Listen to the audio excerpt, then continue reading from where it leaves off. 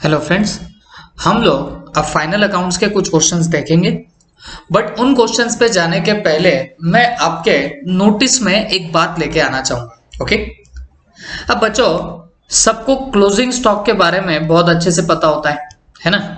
आपको किसी को भी पूछ लिया जाए कि बेटा what do you mean by closing stock, तो सबको पता है कि जो हमारे पास परचेसेस किए हुए हैं गुड्स, वो अगर बेचे नहीं जा पाए तो जितना हमारे पास बचेगा that will be hours what, closing stock, जिसे आप लोग क्लोजिंग इन्वेंट्री भी बोला करते हो। ओके, अगर मैं आप लोगों को पूछूं कि चलो बताओ क्लोजिंग स्टॉक का आप लोग कैसा ट्रीटमेंट करते हो, क्या एंट्री पास करते हो क्लोजिंग स्टॉक की, या फाइनल अकाउंट में आप इसे कैसे डालोगे, तो आप बोलेंगे सर हम हमेशा इसके दो इफेक्ट्स देते। और दो इफेक्ट्स कैसे देते बताना। एक देते हो आप लोग ट्रेडिंग अकाउंट के क्रेडिट में, और दूसरा देते हो आप लोग बैलेंस शीट के असेट साइड में। ओके, ये ऐसा आज तक आप लोगों ने सीखा होगा और definitely it is not wrong, ये गलत बिल्कुल भी नहीं है। लेकिन सवाल ये उठता कि क्या क्लोजिंग स्टॉक ऐसे डायरेक्टली दो इफेक्ट मार के आता है या इसकी भी कोई एंट्री आती है। तो बच्चों एक बात याद रखना, हमेशा ये क्लोजिंग स्टॉक एक एंट्री की वजह से ही ऐसे दो इफेक्ट में आपको नजर आता है। And what is the entry regarding it, तो एंट्री आती है बच्चों क्लोजिंग स्टॉक अकाउंट डेबिट।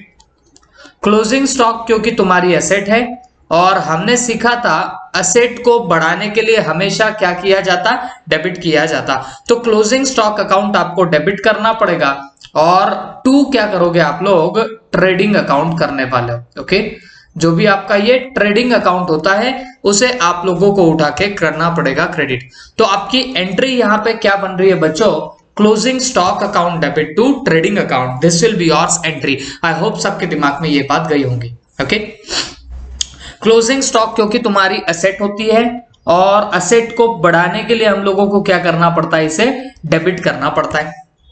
और हम लोगों ने ट्रेडिंग अकाउंट क्यों क्रेडिट किया, क्योंकि कहीं ना कहीं क्लोजिंग स्टॉक आपके ट्रेडिंग के क्रेडिट में जाता है। दैट इज वाई हम लोग उसे कहा क्या कर देते बताना, हम लोग क्रेडिट कर देते ट्रेडिंग अकाउंट को। ओके, अब देखो बच्चों क्लोजिंग स्टॉक ट्रेडिंग के क्रेडिट में ही क्यों जाता, इसके पीछे भी एक कहानी होती है। क्या, सुन के लेना मेरी बात। अब देखो आपका ये ट्रेडिंग अकाउंट है, तो जो हमारे परचेसेस है वो डेफिनेटली हमारे डायरेक्ट एक्सपेंस है, डायरेक्टली रिलेटेड टू प्रोडक्शन है। इसके लिए हम लोग परचेसेस को क्या करते बताना, यहां पर डेबिट में डाल के बैठ जाते हैं। ओके, ट्रेडिंग अकाउंट के डेबिट में हम लोग किसको डालते हैं, हमारे परचेसेस को डाल दिया करते हैं। ठीक है, अब इसमें से कुछ गुड्स हमारे सेल होंगे तो वो हम लोग यहां पे क्रेडिट में डाल देते हैं बाय सेल बोल के। ओके, और जो भी अनसोल्ड गुड्स बचे होंगे, मतलब जो आपने बेचे नहीं होंगे, उसे आप क्लोजिंग स्टॉक बोल के ट्रेडिंग के क्रेडिट में डालते हो। But why you are going to credit the closing stock in trading account, तो मेरी बात सुन के लेना। देखो बच्चों, एक अकाउंटिंग कॉन्सेप्ट होती है दैट इज मैचिंग कॉन्सेप्ट, और ये मैचिंग कॉन्सेप्ट क्या बोलती है बच्चों, current years revenue, current year's revenue should be matched with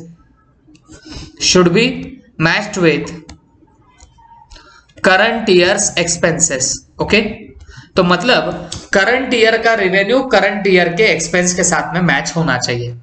अगर आप ध्यान दोगे, लेट से हमने परचेस किए हैं कुछ गुड्स, उसमें से 80% गुड्स हमने सेल कर दिए, तो 20% गुड्स हमारे क्लोजिंग स्टॉक में पड़े हुए होंगे। तो मेरी एक बात याद रखना बच्चों, क्योंकि आपका रेवेन्यू सिर्फ 80% ही हुआ है, मतलब आपने सेल अगर सिर्फ 80% ऑफ स्टॉक किया है, कितने परचेसेस को आपने सेल किया है बताना, सिर्फ 80% के परचेसेस को अगर आप लोगों ने सेल किया है, तो यहां परचेस का जो एक्सपेंडिचर दिखाई दे रहा है वो भी 80% पे दिखाई देना चाहिए। Due to which concept, matching concept. क्योंकि मैचिंग कॉन्सेप्ट क्या बोलती है, current years revenue should be match with current years expenses. Okay, तो अगर आप लोग सेल कर रहे हो, जो परचेसेस का सिर्फ 80% ही बेच रहे हो, मतलब जितने आपने टोटल गुड्स परचेस किए होंगे उसका सिर्फ 80% बेच रहे हो, तो बच्चों यहाँ रेवेन्यू अगर तुमने 80% से बुक किया तो उसका एक्सपेंडिचर भी आपको 80% का ही बुक करना पड़ेगा। ओके, बट हम लोग ऑलरेडी परचेसेस पूरे 100% पे बुक कर चुके होते हैं, बट आइडियली जितना रेवेन्यू होगा उतना ही एक्सपेंडिचर भी बुक करना पड़ता है, तभी जाके तो आपको प्रॉफिट मिलेगा। ओके, जैसे अगर मैंने 1000 कॉस्ट के गुड्स लाया और इसमें से 80% गुड्स मैंने बेच दिया, 80% कॉस्ट के गुड्स बेचा, मतलब मैंने 800 कॉस्ट के गुड्स बेचे और सपोज उसमें मैंने 200 का प्रॉफिट मिला के बेचा, तो वो कितना आ गया 1000। सेल वैल्यू है 1000, बट मैंने कितना परसेंट गुड्स बेचा परचेसेस का, सिर्फ 80% गुड्स बेचा। तो इस सेल वैल्यू को अगर आप इस परचेसेस से कंपेयर करोगे तो आपको कोई प्रॉफिट नजर आएगा ही नहीं। बट क्या ये सच में कोई प्रॉफिट नहीं है? तो जवाब है जी गलत। आपका यहां पर प्रॉफिट हो रहा है। कैसे प्रॉफिट हो रहा है बच्चों? तो देखो बच्चों, हम लोगों ने गुड्स कितने सेल किए? 80% गुड्स, और कितने में सेल किए? 1000 में। ओके, ये जो कॉस्ट है ना, ये पूरे 100% परचेस की कॉस्ट है। जबकि आपने अगर 80% ही गुड्स बेचे ना, तो कॉस्ट भी आप 80% ही लो, और 1000 का 80% कितना होगा? 800। तो जब आप उतना माइनस करोगे तो जाके आपको क्या मिलता है? प्रॉफिट मिलता है। तो बोलने का मेरा मतलब क्या है, आप जितना परसेंट सेल कर रहे हो ना, उतनी ही परसेंट आपको कॉस्ट भी यहां से डिडक्ट करनी पड़ेगी, तो जाके आपको प्रॉफिट मिलता है। ओके, बट एक बार हम ट्रेडिंग के अंदर परचेसेस डाल देते हैं, फिर उसे हम लोग कम ज्यादा वैसे तो नहीं करते बैठते, बट अगर प्रॉफिट निकालना है तो अगर 80% ही सेल कर रहे हो तो कॉस्ट भी 80% ही लेनी पड़ेगी, तब भी जाके प्रॉफिट आएगा, जैसे कि मैंने आपको यहां पे अभी अभी बताया।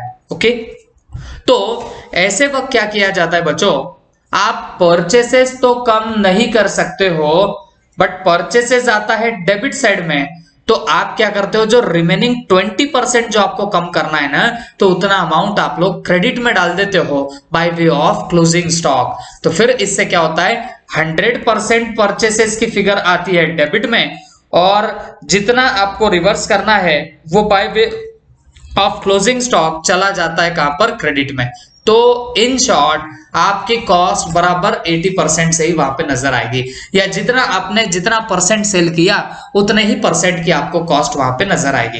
And this is the reason why your closing stock is being credited. तो ये क्लोजिंग स्टॉक इसी रीजन की वजह से क्या होता है? क्रेडिट हो जाता है। ओके, आई होप सबके दिमाग में रीजनिंग गई होगी। तो बच्चों ये चीजें याद रखना, काफी लोगों को पता तो होता है कि ट्रेडिंग के क्रेडिट में क्लोजिंग स्टॉक जाता है, बट उसको क्रेडिट में डालने के पीछे रीजन क्या होता है बच्चों, यहाँ पे आप परचेसेस कर लेते हो पूरे 100% से, फिर लेट से सेल आपने सिर्फ 80% का ही किया है। ओके, तो लेकिन इसके अंदर ऑलरेडी प्रॉफिट इंक्लूडेड होता है। ओके, तो अगर आप इस 80% के सेल को इस 100% के साथ में कंपेयर करोगे तो आपको प्रॉफिट का फिगर गलत मिलेगा। तो आपको इस परचेसेस को भी वापस लाना पड़ता है 80% पे, मतलब जितना परसेंट सेल किया उतने पे लाना पड़ेगा। बट हम परचेसेस को तो कम नहीं कर सकते, बट हम क्या जुगाड़ करते बच्चों, परचेसेस क्योंकि डेबिट में आता ना, उसे 20% से कम करना है, तो हम फिर उसे यहां पर क्लोजिंग स्टॉक बोल के डाल देते। तो यहाँ परचेस डेबिट होता है और यहाँ रिमेनिंग 20% क्रेडिट हो गया, तो ऑटोमेटिक परचेस की कॉस्ट कम हो जाती है 20% से। This is the reason why we credit the closing stock. देखो भाई, काफी लोग होते हैं जिनको कॉन्सेप्ट से प्रेम होता है, ओके, उन्हें कॉन्सेप्ट अच्छी लगती है, तो उनके लिए मैंने बता दिया कि why closing stock is being credited. आपको शायद पता भी नहीं होगा, काफी कम लोगों को पता होता है कि why closing stock is being credited. Okay, but I have told you the reason. अब समझ में जिसको आया बहुत अच्छे, नहीं समझ में आया तान मत लो, बस इतना याद रख लेना, ट्रेडिंग के क्रेडिट में आता है क्लोजिंग स्टॉक। ओके, अब मैं आपको एक बात बताता हूं बच्चों, जब भी आपको क्लोजिंग स्टॉक की एंट्री पास करने का मौका मिले, जब भी आपको क्लोजिंग स्टॉक की एंट्री पास करने का मौका मिले, तो हमेशा एक बात, दो बातें याद रखना। ओके, अगर क्लोजिंग स्टॉक एडजस्टमेंट्स में नजर आ रहा है, तो एंट्री क्या आएगी बच्चों? एंट्री आएगी closing stock account debit to trading account. Okay, entry क्या आएगी? Closing stock account debit to trading account. This will be your entry. कब? अगर क्लोजिंग स्टॉक एडजस्टमेंट में नजर आए तब। बट कभी कभी क्लोजिंग स्टॉक आप लोगों को ट्रायल बैलेंस में भी नजर आ सकता है। ओके, तो जब ट्रायल बैलेंस में आता है बच्चों, तो क्लोजिंग स्टॉक की एंट्री होती है closing stock account debit to purchase account. Okay, तो जब कभी आपको ट्रायल बैलेंस में क्लोजिंग स्टॉक नजर आया तो आपने पक्का समझ के चलना कि क्लोजिंग स्टॉक परचेस में एडजस्ट हो चुका है। मैंने आपको अभी भी बताया, क्लोजिंग स्टॉक को क्रेडिट में डालने का पीछे एक ही पर्पस होता है, एंड दैट इज व्हाट, कि आपका परचेसेस कम हो जाए। परचेसेस यहां बुक तो 100 से हो जाता है, अब सेल से मैच करने के लिए उसे 20% से गिराना होता है, तो आप यहां से डिडक्शन नहीं बताते हो, बट क्रेडिट में क्लोजिंग स्टॉक लेके परचेसेस को 20% से गिरा देते हो। ओके, तो आपको नहीं लगता क्लोजिंग स्टॉक से अल्टीमेटली परचेस ही कम हो रहा है? तो दैट इज वाई जब क्लोजिंग स्टॉक आपको ट्रायल बैलेंस में नजर आए तो उसकी ये एंट्री ऑलरेडी पास्ट हो चुकी होती है, तभी वो ट्रायल बैलेंस में आता है। ओके, जब आपने ये एंट्री ऑलरेडी पास्ट कर दी है ना बच्चों, तभी आपको क्लोजिंग स्टॉक कहां पे नजर आएगा? ट्रायल बैलेंस में नजर आएगा। और एडजस्टमेंट्स में अगर क्लोजिंग स्टॉक नजर आया तो आपको ये एंट्री पास करनी पड़ेगी। ठीक है, यू विल हैव टू पास, समझ के लो, दोनों में फर्क है। यहां ऑलरेडी जब आपने ये एंट्री पास कर दी closing stock account debit to purchase account, तो जाके क्लोजिंग स्टॉक ट्रायल बैलेंस में दिखता। ओके, और अगर क्लोजिंग स्टॉक एडजस्टमेंट में आया तो इसका मतलब हो गया आपको एंट्री क्या पास करनी पड़ेगी?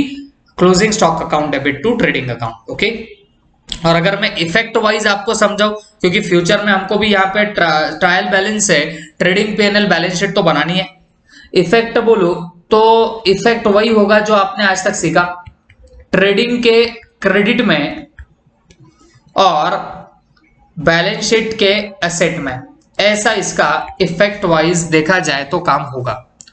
अगर क्लोजिंग स्टॉक ट्रायल बैलेंस में आया तो आप लोगों ने आज तक सीखा है बच्चों, ट्रायल बैलेंस में अगर कोई भी आइटम आता है तो उसका एक ही इफेक्ट होगा, तो ऐसे वक्त क्लोजिंग स्टॉक कहां पे जाएगा बच्चों? बैलेंस शीट के एसेट साइड में जाएगा। तब वो ट्रेडिंग के क्रेडिट में नहीं जाता है। क्यों नहीं जाता?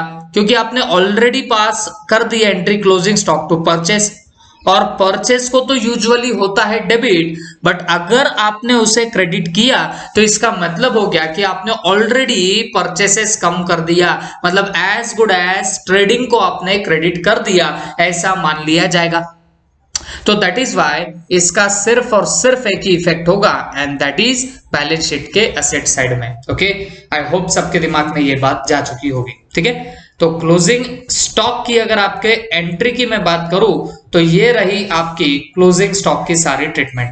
देखो बेटा, आप लोगों ने क्लोजिंग स्टॉक का ट्रीटमेंट कैसे करना ये बहुत अच्छे से सीखा होगा, बट हम लोगों ने यहाँ पे एंट्री वाइज भी देख लिया कि what will be the entry of your closing stock and what is the reasoning behind that कि क्लोजिंग स्टॉक को ट्रेडिंग के क्रेडिट में ही क्यों डालते। अब ये बातें ऐसी होती है जो आपने सिर्फ करी हुई होती है, but what is the real logic behind that वो उतना आपको नहीं पता होता। तो this was the logic. Okay, हाँ, समझा तो बहुत अच्छे। लॉजिक ना भी ध्यान में आए तो भाई एटलीस्ट आप ये एंट्री याद रख लेना, आप लोगों को इफेक्ट याद रह जाए, that is enough for me. Okay, चलो अब हम लोग बढ़ते हैं सीधे क्वेश्चंस की तरफ। Okay, come to illus first. क्या दिया गया देखो, trial balance for the financial year ended 31st March 2017 messrs Deepakshi shows the following details. Okay, तो ये दीपाक्षी का ट्रायल बैलेंस है जो आपको 31st March 17 को कुछ यहां पर डिटेल्स प्रोवाइड कर रहा है। ओके, और ये क्या क्या डिटेल्स दी है चेक कर लो।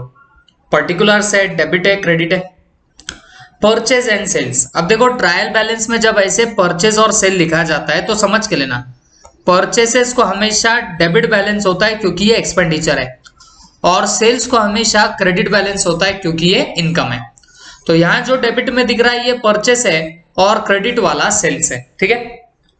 डेटर्स एंड क्रेडिटर, डेटर मतलब जिनसे आना बाकी है और जिनसे आना बाकी होता उसको अपन डेबिट करते हैं। क्रेडिटर मतलब जिनको देना बाकी है, तो जिनको देना बाकी होता है उनको अपन क्रेडिट करते हैं। तो ये 5 लाख 4 लाख दिख रहा है डेटर क्रेडिटर का बैलेंस।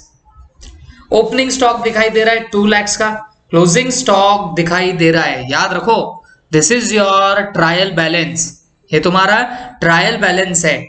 और ट्रायल बैलेंस में क्लोजिंग स्टॉक नजर आ रहा है 3 लाख पे, ये बहुत इंपॉर्टेंट चीज है बच्चों। मैं अभी अभी आपको बोला कि अगर क्लोजिंग स्टॉक आपको ट्रायल बैलेंस में नजर आ रहा है तो इसका मतलब होगा ऑलरेडी आपने एक एंट्री पास कर चुके हो। कौन सी एंट्री आप ऑलरेडी पास कर चुके हो बच्चों? Closing stock account debit to purchase account, ये एंट्री ऑलरेडी पास हो चुकी है, ओके। और अगर आपने ऑलरेडी परचेस को क्रेडिट कर दिया है, बात समझो, ऑलरेडी आपने अगर परचेस को क्रेडिट कर दिया है तो एक बात समझना, परचेसेस को यूजुअली होता है डेबिट बैलेंस, बट क्योंकि अगर ट्रायल बैलेंस में क्लोजिंग स्टॉक दिख रहा इसका मतलब तुमने ये एंट्री ऑलरेडी पास कर दी, मतलब परचेस को तुमने ऑलरेडी क्रेडिट कर दिया। तो अगर तुमने परचेस को क्रेडिट कर दिया होगा तो मुझे एक बात बताना, परचेस को होता है डेबिट बैलेंस और तुमने उसे क्रेडिट किया है तो इसका मतलब आपने परचेसेस कम किए होंगे। और कितने से कम किए होंगे हमने परचेस? तो 3 लाख से कम किए होंगे। तो ओरिजिनली स्पीकिंग अभी आपको यहां परचेस तो दिख रहा है 10 लाख रुपीस का, लेकिन ये क्लोजिंग स्टॉक का रिडक्शन करने के बाद ये 10 लाख का फिगर आया। मैं कैसे बोल रहा हूं क्लोजिंग स्टॉक रिड्यूस हुआ है? क्योंकि बेटा जब क्लोजिंग स्टॉक आपको ट्रायल बैलेंस में नजर आए तो इसका मीनिंग ये होता है कि आपका परचेसेस क्रेडिट हो चुका है, ये एंट्री ऑलरेडी पास हो चुकी है। तो परचेसेस अगर आपका यहां 10 लाख दिख रहा है तो इसका मतलब वो 3 लाख से कम दिखाई दे रहा है। तो ओरिजिनल परचेस आपका कितना होगा बच्चों? तो आप यकीन नहीं मानोगे 13 लाख का आप लोगों का ओरिजिनल परचेस होगा, ओके। हमारा जो ओरिजिनल परचेस है तो वो ओरिजिनल परचेस हमारा कितने अमाउंट का हुआ रहेगा बोलना, ये हमारा 13 लाख का ओरिजिनल परचेसेस यहाँ पर हुआ होगा। आई होप सबके दिमाग में ये बात गई होंगी, ठीक है। दिस इज वेरी इंपॉर्टेंट, ऐसे इंटरप्रेट आपको करना पड़ेगा। वे जो भी कॉन्सेप्ट आपको बता रहा हूं ये आपको ऐसे ही याद में रखनी पड़ेगी, ठीक है। उसके बाद other expenses and income, expenses को होता है डेबिट बैलेंस, इनकम्स को होता है क्रेडिट बैलेंस। तो डेबिट में जो दिख रहा वो एक्सपेंसेस है, क्रेडिट में जो दिख रहा वो इनकम है। उसके बाद fix asset and long term liabilities, तो फिक्स असेट, असेट्स को होता है कौन सा बैलेंस? डेबिट बैलेंस, और लाइबिलिटीज कौन सा है? कौन सा बैलेंस? Credit balance, okay. तो 25 लाख फिक्स असेट है, 6 लाख लॉन्ग टर्म लाइबिलिटीज है, और कैपिटल यहां पे दिया है 21 लाख का, ओके। अब देखो मेरे को सागर ने पूछा था कि सर कहाँ का आइटम कहाँ पे डालना ये बताओ। तो देखो मैंने आपको ऑलरेडी बता दिया था, ट्रेडिंग अकाउंट जो होता है उसमें आपके direct expenses and direct income आती है, मतलब जो डायरेक्टली रिलेटेड टू प्रोडक्शन होगा वो आपके ट्रेडिंग अकाउंट में आता है। और पीएनएल में सारा क्या आता है बच्चों? जो आपके इनडायरेक्ट एक्सपेंसेस होंगे एंड इनडायरेक्ट इनकम होगी, ये आपके सीधे चले जाते कहां पे? पीएनएल अकाउंट में। ये तो मैंने फर्स्ट लेक्चर में ही आप लोगों को सब कुछ समझा दिया था, ओके। तो प्लीज ये चीजें आप लोग अच्छे से याद रखना। और क्यों जाता है मैंने ये भी बोला, ट्रेडिंग बोले तो जो directly related to production, direct हमारे जो खर्चे होंगे वो हम वहां पे डालते हैं, जो डायरेक्टली प्रोडक्शन से रिलेटेड ना हो उन्हें सबको हम उठा के डालते हैं पीएनएल के अंदर, ओके। ये मैं आपको बता चुका था, ध्यान रखना। तो बच्चों अब आपको और क्या करना है, एडिशनल इंफॉर्मेशन दी है। क्रेडिटर्स का बैलेंस दिया है आपको 1 अप्रैल 16 को 3 लाख। हमको यहाँ पे डिटेल 31 मार्च 17 की दी है और यहाँ क्रेडिटर का बैलेंस 1/4/16 का दिया है, मतलब ये ओपनिंग बैलेंस हो गया, ये ओपनिंग बैलेंस हो गया क्रेडिटर्स का, कितना? 3 लाख, ओके। अब आपको पूछा क्या गया है, you are required to calculate cost of goods sold and amount paid to creditors during the year. Okay, हमें निकालना क्या है बच्चों? हमें निकालना है कॉस्ट ऑफ गुड्स सोल्ड और अमाउंट पेड टू क्रेडिटर्स, ये हमें यहां पर निकालने रहेगी। ठीक है, तो बच्चों मुझे एक बात बताओ, ये हम लोग निकालेंगे तो निकालेंगे कैसे? ओके, तो सबसे पहली बात, कॉस्ट ऑफ गुड्स सोल्ड का मैंने आप लोगों को फॉर्मूला बता ही चुका था। ओके, पहले आपको निकालना है cost of goods sold, cost of goods sold. तो याद करो बच्चों, कॉस्ट ऑफ गुड्स सोल्ड का मैंने आपको फॉर्मूला क्या बताया था, कैसे निकाला जाता है कॉस्ट ऑफ गुड्स सोल्ड? तो याद रखना, सबसे पहले लो आपका ओपनिंग स्टॉक, सबसे पहले लो ओपनिंग स्टॉक, फिर उसमें ऐड करो परचेसेस, उसमें भी ऐड करना डायरेक्ट एक्सपेंसेस, मतलब जो डायरेक्टली रिलेटेड टू प्रोडक्शन हो वो सब ऐड करो, और उतना होने के बाद एट लास्ट आप लोग क्या कर देना बच्चों, यहां से माइनस कर देना क्लोजिंग स्टॉक को। तो जब आप ऐसा काम कर देते हो then you will be getting your figure of your COGS। तो जाके हमें यहां पर फिगर किस चीज का मिलने वाला है बच्चों? तो हमें फिगर यहां पे COGS का मिलेगा। ओके, अब सवाल है ये फिल इन द ब्लैंक्स करेंगे कैसे? सबसे पहले ओपनिंग स्टॉक, यहां पे देखो हमें ओपनिंग स्टॉक दिया कितना गया है, 2 लाख रुपीस का।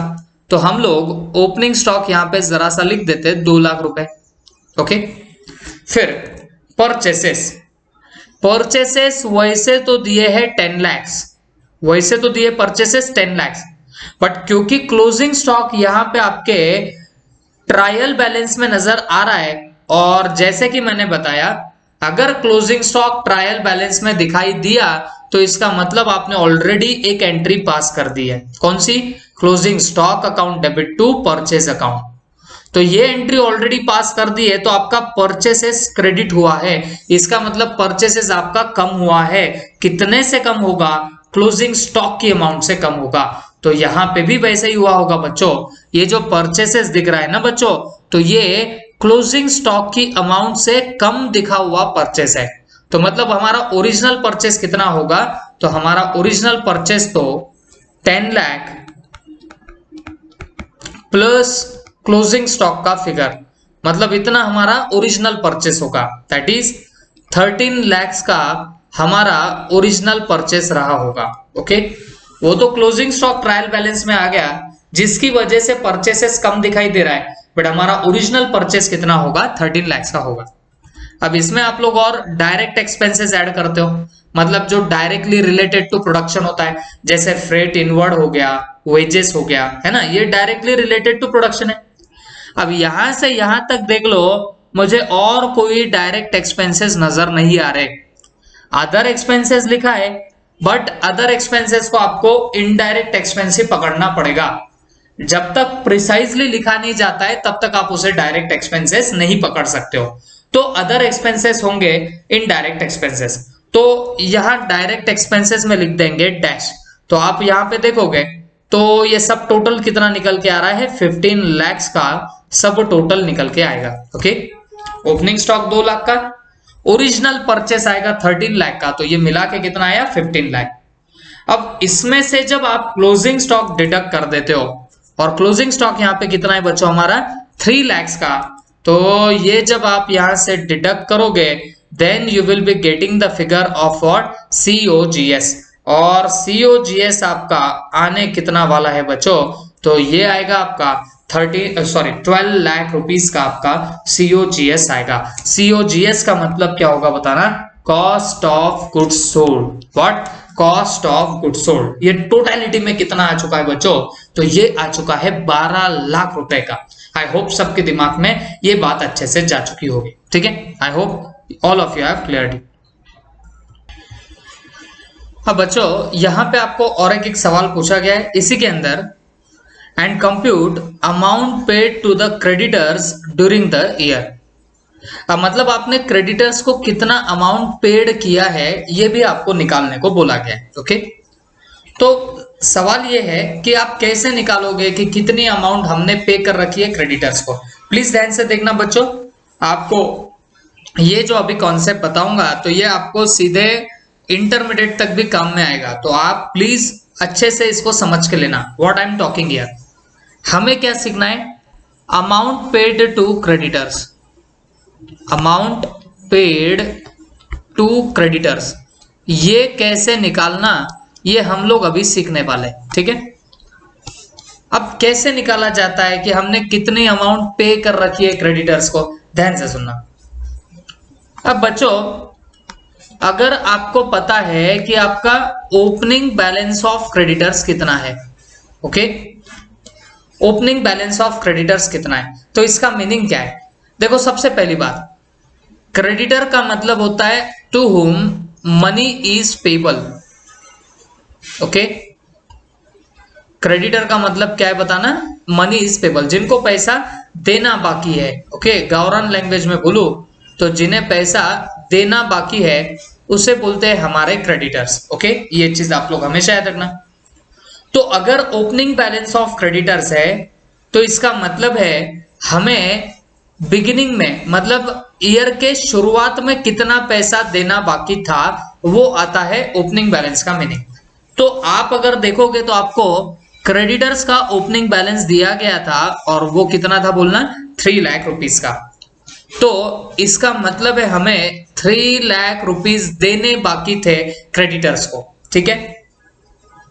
अब आप मुझे बताना, अगर आपने ड्यूरिंग द ईयर और कुछ एडिशनल परचेस किए होंगे क्रेडिट पे, ओके, आप लोगों ने अगर कुछ और एडिशनल परचेसेस किए होंगे क्रेडिट पे, ओके,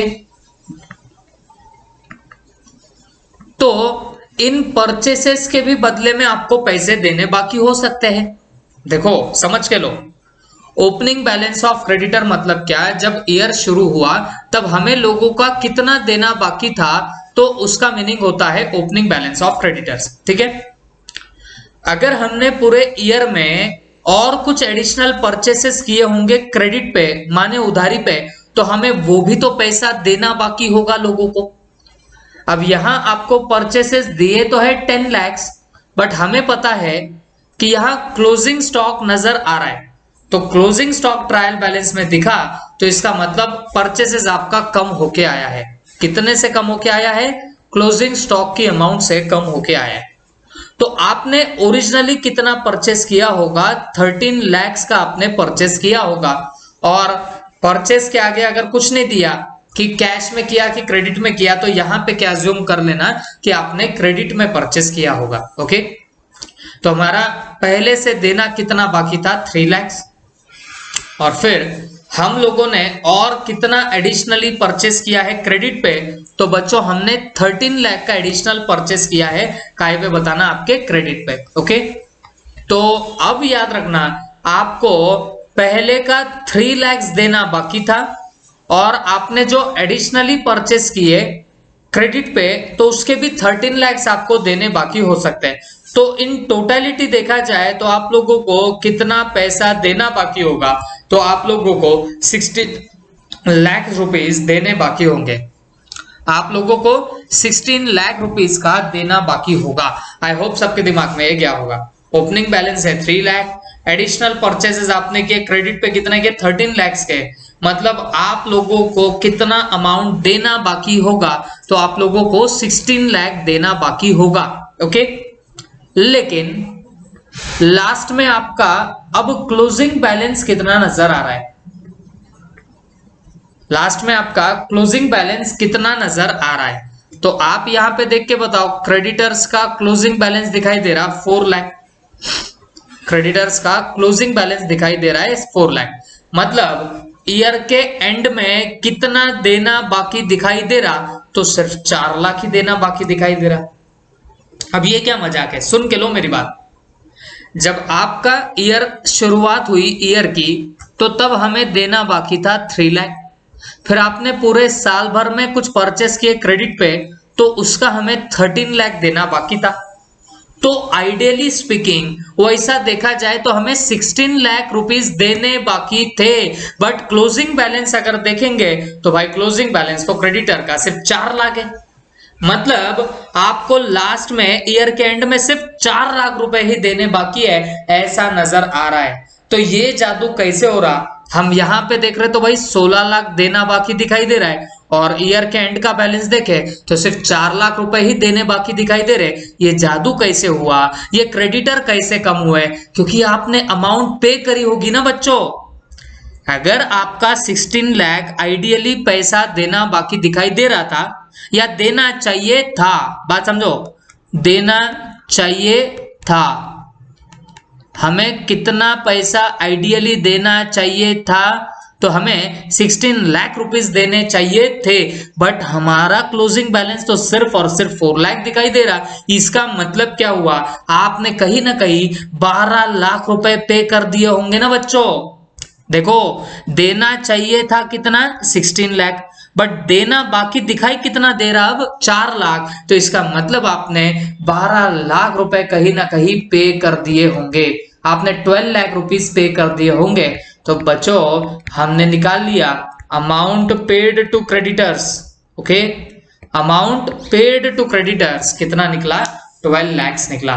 तो ये सिंपल सा आप वर्किंग याद रख लेना, जिससे आप कभी भी क्या निकाल सकते हो कि हमने कितना पेमेंट किया है क्रेडिटर्स को। तो कैसे निकालोगे, ओपनिंग बैलेंस लेना, उसमें आपके जो भी एडिशनल परचेज ऑन क्रेडिट है, क्रेडिट के परचेसेस ऐड कर दो, और उसमें से जब क्लोजिंग बैलेंस डिडक्ट करोगे तो आपको automatically amount paid to creditors मिलेगा।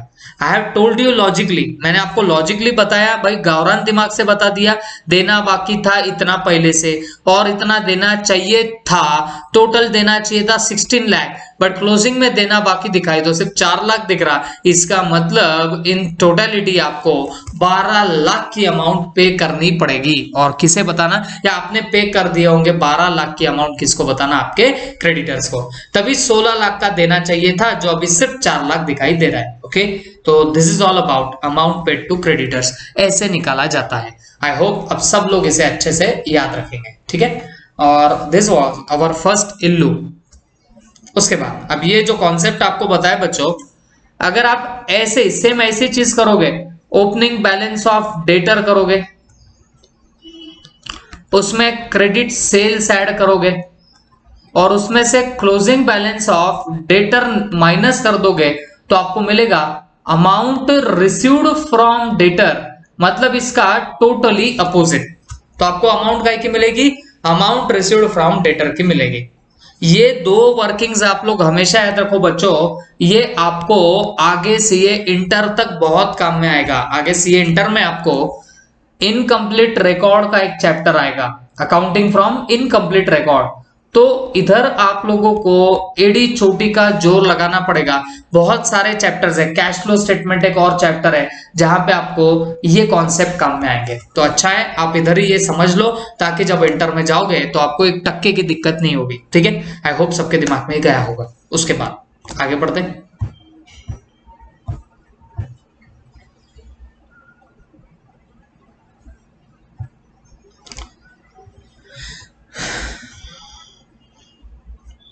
और ये देखो, ये हमने जैसे हमने स्टेटमेंट फॉर्म में निकाला, इन्होंने अकाउंट बना के निकाला है, टू बैंक बैलेंसिंग फिगर से निकाला उन्होंने 12 लाख का फिगर। ओके, तो टेंशन मत लेना, आप अकाउंट बना के करो या वो स्टेटमेंट बना के करो, कैसे भी करो मार्क आपको मिल जाएंगे, ठीक है। उसके बाद अब हम लोग बढ़ते हैं इल्लू 2 के तरफ। अब बच्चों कम टू इल्लू सेकेंड। ओके, देखो क्या दिया है यहाँ पे, आपको एक ट्रायल बैलेंस दिया गया है या इंफॉर्मेशन दी गई है। ओपनिंग स्टॉक दिया है 1 लाख, परचेसेस दिए 672, कैरेज इनवर्ड। देखो कैरेज इनवर्ड का मतलब होता है गाड़ी भाड़ा। ओके, लेकिन ये गाड़ी भाड़ा कब दिया जाता है बच्चों, जब आपका मटेरियल अंदर आएगा। ओके, मटेरियल हमारे गोडाउन में आएगा, उस टाइम का जो गाड़ी भाड़ा दिया जाता है तो उसको बोलते हैं कैरेज इनवर्ड। मतलब जब हम नॉर्मली गुड्स परचेस करते हैं तो परचेस करते वक्त जो हमें गाड़ी भाड़ा देना पड़ता है, ट्रांसपोर्टेशन चार्जेस देने पड़ते हैं, तो वो बन जाएगा आपका कैरेज इनवर्ड। ओके, और ये जाता है ट्रेडिंग अकाउंट के अंदर, हमेशा याद रखना। क्योंकि purchases of goods directly related to production होगा तो ये वहीं पे जाएगा ट्रेडिंग अकाउंट में। फिर वेजेस फैक्ट्री वर्कर्स को जो दिया जाता है ये भी ट्रेडिंग में जाता है। फिर सेल्स है, ओके, सेल्स ट्रेडिंग के क्रेडिट में जाता है। रिटर्न इनवर्ड, रिटर्न इनवर्ड का मतलब क्या होता है, जो हमने गुड्स सेल किए थे वो अंदर आए, वापिस आए, तो रिटर्न इनवर्ड का मतलब होता है सेल्स रिटर्न्स, ओके। और रिटर्न आउटवर्ड का मतलब होता है आपका परचेस रिटर्न, हमेशा याद रखो ये बातें। और उसके बाद यहाँ पे क्या दिया है बच्चों, आपका क्लोजिंग इन्वेंट्री दिया है, और क्लोजिंग इन्वेंट्री दिया भी कितना है, 2 लाख रुपीस का क्लोजिंग इन्वेंट्री यहाँ पर दे रखा हुआ है, ओके। आगे क्या बोला है, फ्रॉम द अबव इंफॉर्मेशन, ये इंफॉर्मेशन से prepare trading account of messrs ABC trader, तो आपको ट्रेडिंग अकाउंट बनाने बोला है किसका, एबीसी ट्रेडर्स का, for the year ended 31 March 17, okay. आपको ट्रेडिंग अकाउंट बनाना है 31 मार्च 17 का, and pass necessary closing entries, तो आपको क्लोजिंग एंट्रीज भी मारनी है in the journal proper off messrs ABC trader. तो आपको उसके बाद और क्या पास करनी है बच्चों, तो हमें जर्नल एंट्रीज भी यहां पर पास करनी पड़ेगी, ठीक है। तो this is all about this particular question, ये है आपके सामने ये वाला पर्टिकुलर सवाल। तो हम एक पहले सिंपल काम करेंगे, पहले हम लोग ट्रेडिंग अकाउंट बना लेंगे। और जहां तक रहा सवाल क्लोजिंग एंट्री का, तो मैंने आपको बोल दिया भाई कोई बहुत बड़ी बात तो होती नहीं है, ट्रेडिंग के डेबिट में जो भी आइटम है तो उसको क्या कर देना, ट्रेडिंग अकाउंट डेबिट करके सारे डेबिट के आइटम्स को क्रेडिट कर दो 2 लिख के, और क्रेडिट वाले आइटम को डेबिट करो और ट्रेडिंग को क्रेडिट कर देना, दैट्स इट। और कुछ भी आपको नया काम नहीं करना है, ये मैंने आपको शायद फर्स्ट लेक्चर में भी समझा दिया था, ठीक है। फिर भी अब हम लोग सबसे पहले यहां पे बनाते हैं ट्रेडिंग अकाउंट को, ओके। चलो प्लीज बी फोकस्ड, ध्यान दो, यहां पर हेडिंग डालते messrs ABC traders, messrs ABC traders trading account,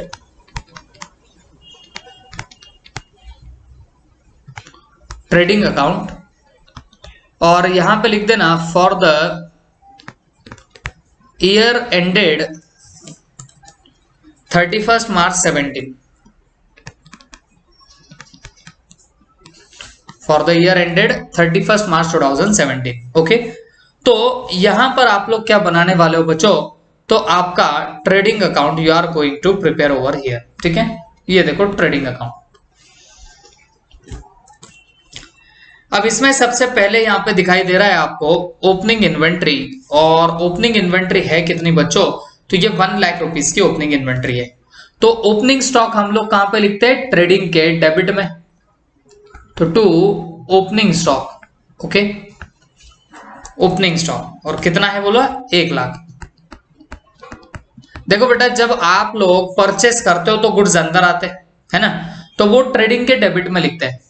तो अब जो ओपनिंग स्टॉक से हमारे पास गुड्स पड़े हुए हैं, मतलब जो प्रीवियस ईयर का क्लोजिंग स्टॉक है वही इस साल का ओपनिंग स्टॉक बनता, तो ये ओपनिंग स्टॉक भी तो हमारे इस साल के सेल्स के लिए काम में आएगा, तो that is why this opening stock is debited, okay. तो ओपनिंग स्टॉक डेबिट होगा 1 लाख। परचेसेस 672 तो है, बट यहां परचेस रिटर्न भी है 72,000 के, तो बच्चों आप लोगों को यहां पहले लिखना पड़ेगा परचेसेस, बट इनर कॉलम में लिखो 6,72,000, और इसमें से डिडक्ट कर देना आपके परचेस रिटर्न, ओके। तो परचेज रिटर्न हम लोग यहां से क्या करने जा रहे हैं बच्चों, तो हम लोग यहां से डिडक्ट करने जा रहे हैं, और परचेज रिटर्न आपका है कितना, 72,000 का, तो हम लोग 72,000 यहां से डिडक्ट कर देंगे, तो बाहर कितना जाएगा बोलना, बाहर हमारा जाएगा पूरा 6 लाख का figure, okay. The amount will be how much, 6 lakh. फिर उसके बाद कैरेज इनवर्ड, तो ये कैरेज इनवर्ड मैंने बता दिया, ये ट्रेडिंग का ही आइटम है, तो आप इसे यहां बिंदास लिख सकते हो, to carriage inward, to carriage inward, okay. और ये कितना है, 30,000। और एक बात बता दो, अगर यहां कैरेज आउटवर्ड होता तो वो हमारा पीएनएल में चला जाता, क्योंकि वो फिर सेल से रिलेटेड गाड़ी भाड़ा होता। कैरेज आउटवर्ड कब होता है? जब आप लोग गुड्स सेल करते हो, तो वो आप लोगों को उठा के डालना पड़ता था आपके पीएनएल में। बट क्योंकि ये कैरेज इनवर्ड है, तो इसे हमने डाला कहां पे बताना, आपके ट्रेडिंग अकाउंट के डेबिट साइड में डाल रखा है। ओके, आई होप सबके दिमाग में ये भी बात जा चुकी होगी। ठीक है, तो ओपनिंग स्टॉक आ गया, परचेस माइनस रिटर्न आ गया, मतलब नेट ऑफ परचेस आ गया, फिर कैरेज इनवर्ड भी हमारा वहां पे आ ही चुका है। उसके बाद वेजेस कितने दिए हैं? 50,000। तो वेजेस भी आपके ट्रेडिंग अकाउंट के डेबिट में आते हैं, because this are direct expenses. तो वेजेस है कितने? 50,000। तो ये 50,000 हम लोगों ने यहां पे उठा के डाल दिए। उसके बाद सेल्स है 11 लाख का, बट याद रखो यहां पर सेल्स रिटर्न भी है 1 लाख का, तो आपको यहां पे लिखना पड़ेगा बाय सेल्स 11 लाख, और उसमें से डिडक्ट कर दो आपका रिटर्न, मतलब सेल्स रिटर्न। और ये सेल्स रिटर्न है कितने का बोलना? 1 लाख रुपीस का सेल्स रिटर्न है। तो बाहर अमाउंट कितनी जा रही है बोलना? तो 10 लाख रुपीस की आपकी अमाउंट बाहर चली जाएगी। ओके, फिर उसके बाद लास्ट में दिया गया है क्लोजिंग इन्वेंट्री, और क्लोजिंग इन्वेंट्री दिया कितना है बोलना? तो 2 लाख रुपए का। तो बच्चों आप यहां पे डाल दोगे by closing stock. Okay, by closing stock, और कितना है? 2 लाख। देखो कुछ कुछ बच्चे डाउट निकालेंगे इसमें से कि सर ये तो ट्रायल बैलेंस में क्लोजिंग इन्वेंट्री दिए, और अभी अभी आपने बताया कि भाई ट्रायल बैलेंस का रहा तो बैलेंस शीट में डालना। बट बच्चों ऐसा कहीं भी नहीं लिखा है कि this is trial balance. Okay, ये ट्रायल बैलेंस है ही नहीं, यहाँ पे सिर्फ बोला है from the information given below given about prepare trading account. तो ये ट्रायल बैलेंस है नहीं, तो इसके लिए मैं क्लोजिंग इन्वेंट्री को ऐसे मान रहा हूं कि वो ट्रायल बैलेंस में दिखाई नहीं दे रही होगी। ओके, तो फिर मैंने क्लोजिंग स्टॉक वहां पे डाल दिया कितना? 2 लाख रुपीस का। अब अकॉर्डिंगली इतना सब होने के बाद definitely I am going to get what your gross profit, मुझे इजीली यहाँ पे ग्रॉस प्रॉफिट मिल जाएगा। तो 10 और 2 ये होता है 12 लैक्स।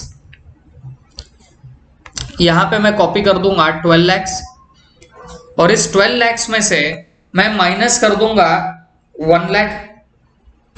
ये 12 लाख में से माइनस कर दूंगा 1 लाख, माइनस कर दूंगा 6 लाख, माइनस करूंगा 30, माइनस करूंगा 50। तो ये आया कितना है बच्चों? तो 4,20,000 निकल के आ जाएगा। ये कितना आएगा बोलना है? 4,20,000। तो यहां पे मैं लिख दूंगा टू ग्रॉस प्रॉफिट, और ग्रॉस प्रॉफिट कितना आया बच्चों? तो 4,20,000 आया।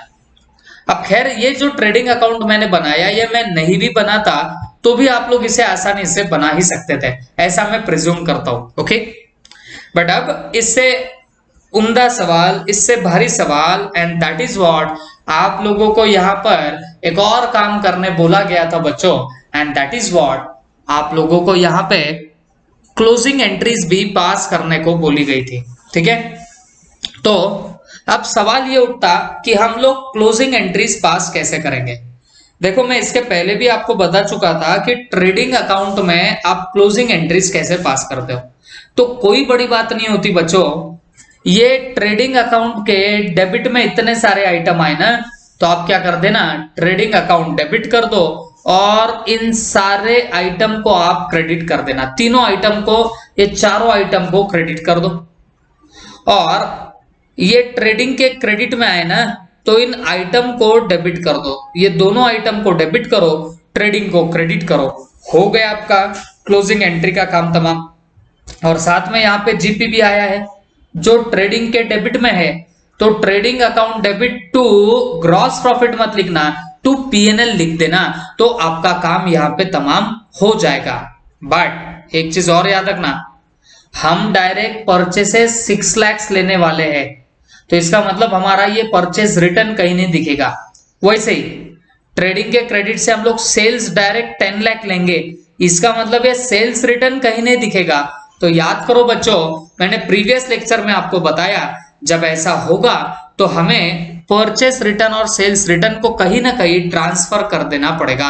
और कहां पे ट्रांसफर कर देते बच्चों, तो हम लोग उसे ट्रांसफर कर देते परचेस और सेल्स अकाउंट को। तो परचेस और सेल उतने अमाउंट से रिवर्स करना पड़ेगा। ओके, आई होप सबके दिमाग में गया होगा। तो चलो बच्चों, हम लोग सबसे पहले क्लोजिंग एंट्रीज अब पास कर लेते हैं। ओके, यहां पे लिखेंगे जर्नल बुक,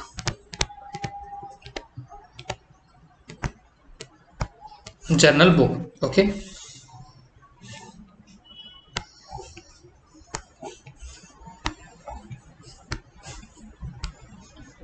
ये रहा हमारा format, date, particulars, LF, debit and credit. ठीक है, डेबिट एंड क्रेडिट। तो ये हम लोगों ने जर्नल का यहां पर बना के रख दिया है फॉर्मेट। अब हमेशा याद रखो बच्चों, अब आपने जो यहां पर ट्रेडिंग अकाउंट बनाया ना, इसी को यूज करके आप लोग ये जर्नल बुक बनाना। अब सबसे पहले क्या करना, अब देखो तुम लोगों ने क्या किया, ये परचेस रिटर्न को माइनस कर दिया है परचेसेस से। तो इसका मतलब क्या हो गया, परचेसेस आपका कम हो गया। किसकी वजह से, परचेस रिटर्न की वजह से। अब परचेसेस को वैसा तो था डेबिट बैलेंस, बट उसे कम करना है तो उसे क्या करेंगे, क्रेडिट। और डेबिट किसे करेंगे, इस परचेस रिटर्न को, माने रिटर्न आउटवर्ड को। तो आप पहली एंट्री यहां पे क्या पास करोगे बच्चों, return outward account debit, return outward account debit. और कितनी अमाउंट से मारोगे, परचेस रिटर्न की अमाउंट से 72,000। और टू परचेसेस अकाउंट जरूर करोगे, टू परचेस अकाउंट 72,000, क्योंकि हमारा परचेसेस कम हुआ ना बच्चों, तो दैट इज वाई हमने इसे क्रेडिट कर दिया। यहां पे लिखेंगे बीइंग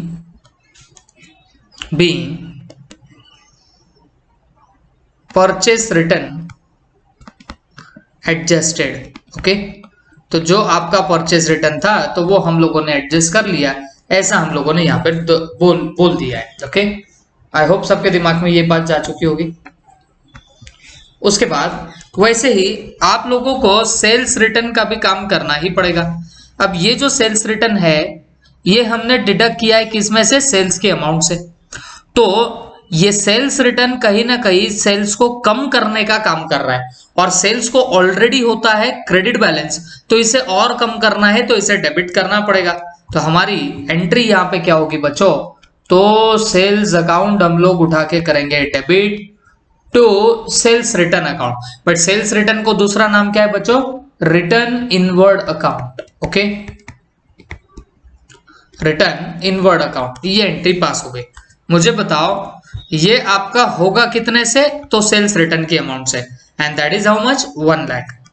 तो 1 लाख और 1 लाख। तो हमेशा याद रखो, जब भी क्लोजिंग एंट्रीज आप पास करने जाओगे तो याद रखना, ये purchase return, sales return, purchase और सेल्स को कम करने का काम करते हैं। तो उसका आप लोग एक बार सबसे पहले एंट्री मार के रख देना। यहां पे लिख दूंगा being sales return adjusted, sales return adjusted. ठीक है, तो आप लोगों ने ऐसे यहां पर क्या पास करके रखी है बच्चों, तो आप लोगों ने एंट्री पास करके रख दी है। ठीक है, अब इसके बाद आगे जाते हैं हम लोग। अब बाकी क्लोजिंग एंट्री कैसे करोगे, तो ट्रेडिंग के डेबिट में आपके ये देखो 3-4 आइटम्स यहाँ पे जो दिखाई दे रहे, तो ट्रेडिंग को डेबिट करो, ये चारों आइटम को क्रेडिट कर देना। तो यहाँ पे हम लोग क्या करते हैं बच्चों, ट्रेडिंग अकाउंट डेबिट। अब कितने अमाउंट से डेबिट होगा वो अभी नहीं पता, पहले हम लोग क्रेडिट के इसके जो टू में जो आइटम आए वो सारे लिख देते हैं। जैसे टू ओपनिंग स्टॉक 1 लाख, तो यहां पे लिखेंगे to opening stock 1 lakh. Okay, उसके बाद परचेसेस 672 मत लिखना, 6 लाख का लिख देना। तो टू परचेसेस कितना, 6 लाख। उसके बाद यहां पे कैरेज इनवर्ड है 30,000 का, तो यहां पे लिखेंगे to carriage inward carriage inward, और ये कितना है बोलना 30,000 का, वो भी डाल दिया। फिर वेजेस, और वेजेस कितने के बोलना 50,000 के, तो यहां पे लिख देंगे टू वेजेस, और ये आएंगे कितने से बताना 50,000 से, आपके वेजेस भी वहां पे आ जाएंगे। ओके, तो इन दिस वे आप लोगों के बच्चों यहां पर हो क्या गए बताना, सारे जो ट्रेडिंग के डेबिट में आइटम्स आए हैं वो हम लोगों ने यहाँ पे पुट आउट कर दिए। तो trading account debit to opening stock to purchases to carriage inward और टू वेजेस, ऐसे करके आप लोगों ने उसे उठा के वहां पर पुट कर दिया। आई होप सबके दिमाग में ये बात जा चुकी होगी। यहां पे लिख देना being closing entry past for above items, for above items, तो ऊपर दिए गए आइटम्स के लिए हमने क्लोजिंग एंट्री पास कर दी है, ऐसा हमने यहां पर नरेशन में लिख दिया। ठीक है, अब उसके बाद अब एक बार आप टोटल भी कर लेना, क्योंकि हमें ट्रेडिंग के डेबिट में कितना डालना है वो पता नहीं था। तो 1 लाख और 6 लाख 7 लाख, फिर 7,80,000, ये इतना हमें डेबिट करना पड़ेगा ट्रेडिंग अकाउंट को। ठीक है, अब क्या करेंगे, अब ट्रेडिंग के क्रेडिट में दो आइटम्स है, एक तो क्लोजिंग स्टॉक और सेल्स। अब ट्रेडिंग अकाउंट डेफिनेटली क्रेडिट हुआ है, तो ये जो आपके आइटम्स है इन्हें आपको डेबिट करना पड़ेगा। तो फिर इसके अकॉर्डिंग हम लोग क्या करेंगे, अब सेल्स अकाउंट उठा के करना डेबिट, और सेल्स अकाउंट कितना डेबिट कर रहे हो 10 लाख से, तो यहां पे लिखेंगे सेल्स अकाउंट डेबिट 10 लाख। उसके बाद क्लोजिंग स्टॉक हमारा 2 लाख का है, तो इसे भी डेबिट कर दो, closing stock account debit 2 lakh, closing stock account debit, और कितना आएगा बताना 2 लाख, और 2 यहां पे कर देना बच्चों ट्रेडिंग अकाउंट, 2 यहां पे कर देना ट्रेडिंग अकाउंट, और कितना आप लोग कर दोगे 12 लाख रुपीस का आप लोग यहां पे ट्रेडिंग अकाउंट क्रेडिट कर दोगे। तो सेल्स अकाउंट डेबिट हुआ है 10 लाख से, क्लोजिंग स्टॉक आपका डेबिट हो गया 2 लाख से, 2 आपने कर दिया ट्रेडिंग अकाउंट, और कितने से किया बताना 12 लाख से, और यहां पे नरेशन लिख देना being closing entry past, closing entry past for above items. Okay, for above items, तो ये आप लोग क्या कर रहे हो बताना, ऐसी यहां पर एंट्रीज पास कर दे रहे हो। ठीक है, आई होप सबके दिमाग में यहां तक की बात तो जा ही चुकी होगी। अब इतना होने के बाद एक चीज आप लोग और ध्यान रखना बच्चों, ये इधर जो आपका ग्रॉस प्रॉफिट का फिगर आ रहा है, और ये कितना फिगर है 4,20,000 का, तो बच्चों ये तो आपके ट्रेडिंग अकाउंट के डेबिट में नजर आ रहा है, ये ग्रॉस प्रॉफिट का फिगर ट्रेडिंग अकाउंट के डेबिट में नजर आ रहा है, तो इसका मतलब ट्रेडिंग अकाउंट जरूर डेबिट होगा। और तुम्हें भी पता है ये जो ग्रॉस प्रॉफिट है बच्चों, इसे हम लोग पीएनएल को ट्रांसफर करते हैं, तो ये ग्रॉस प्रॉफिट की एंट्री क्या होगी trading account debit, trading account debit to PNL account, ऐसी आप लोग एंट्री पास करोगे। और ये कितने से एंट्री आएगी, आपके जीपी से एंट्री आएगी, दैट इज 4,20,000 एंड 4,20,000, ऐसी आपकी एंट्री आएगी। Being gross profit transferred to P&L account. That's it. This is all about this your particular closing entries. I hope सबके दिमाग में 2 क्वेश्चन गए होंगे। ट्रेडिंग अकाउंट से रिलेटेड यहाँ पे 2 इल्यूज थे जो हमने इन टोटलिटी यहाँ पर सॉल्व कर रखे। आई होप सबके दिमाग में गया होगा। ठीक है।